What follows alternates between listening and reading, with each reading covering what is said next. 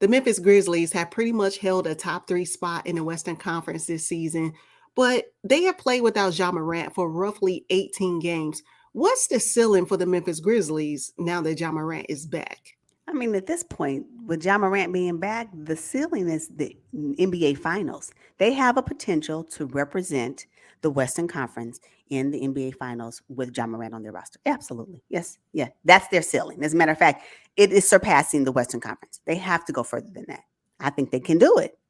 So, I would love to see it, but I think their ceiling is the Western Conference Finals. I mean, but if you think about the Grizzlies, right? They're trendsetters. I believe they're trendsetters, right? mhm. There's no other team right now in the NBA that kind of plays the way that they play, who has that swag that the Grizzlies have. Confident bunch, the gritty. They really are a bunch of dogs. Can't think of Mhm. another team right now.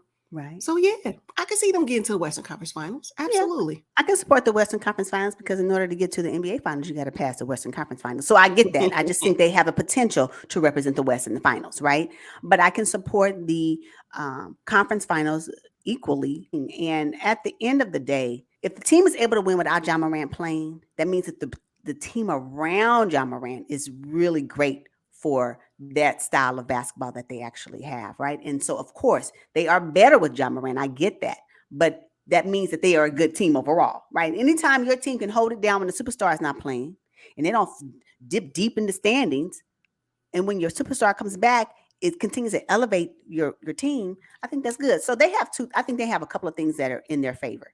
Number one, they have their word of mouth, because the wordplay.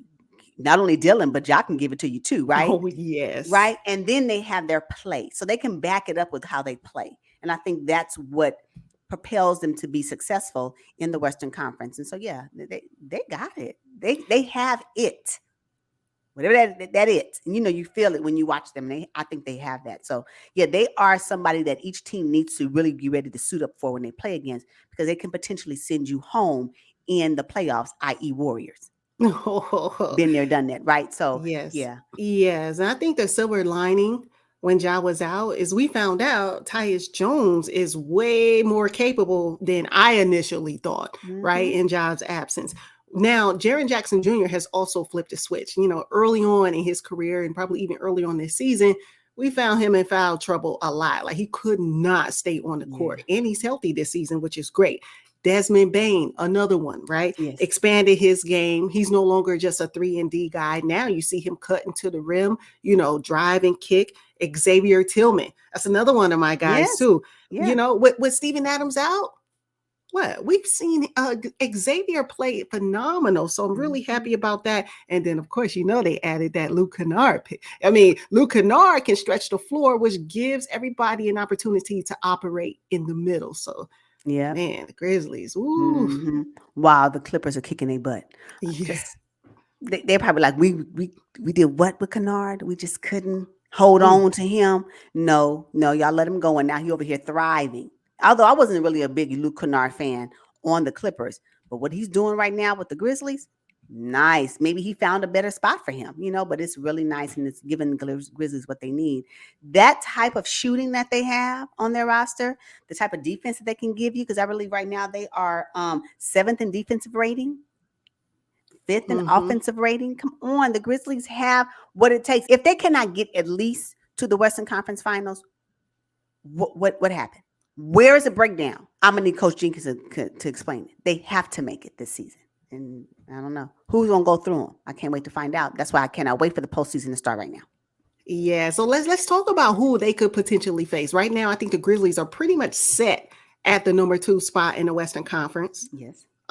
So there's a potential that they could face the Pels, the Wolves, maybe the Clippers, the Lakers, or the Thunder. I know that's a large group of teams, right? But how do they look against the Pels? First of all, that's a phenomenal matchup. I would.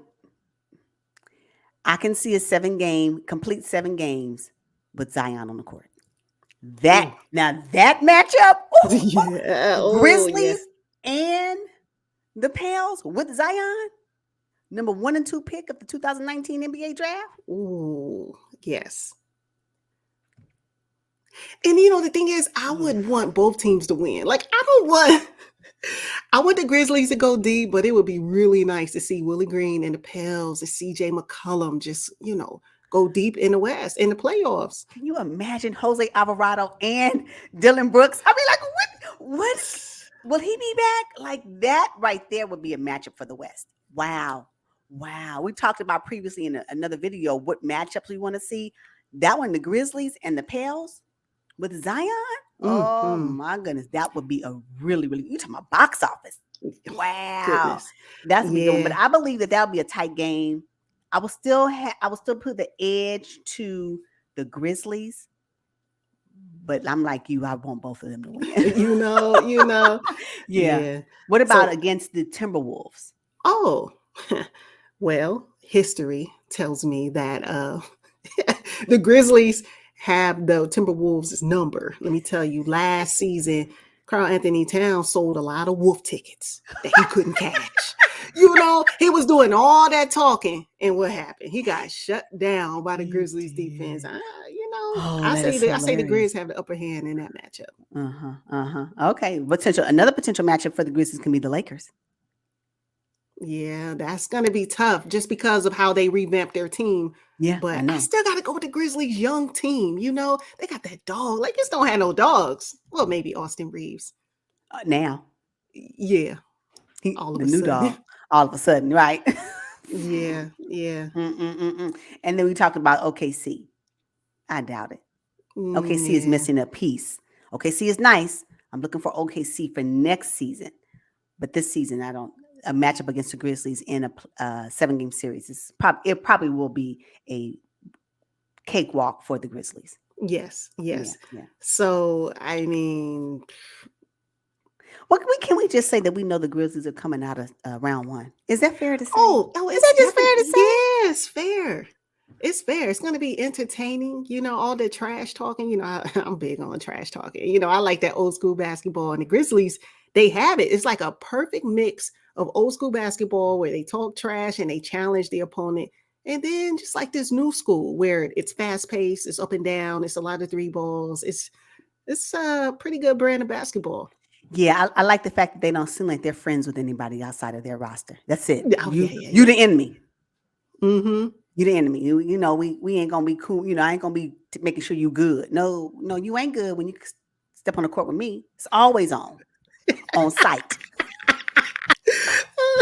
That's funny. Okay.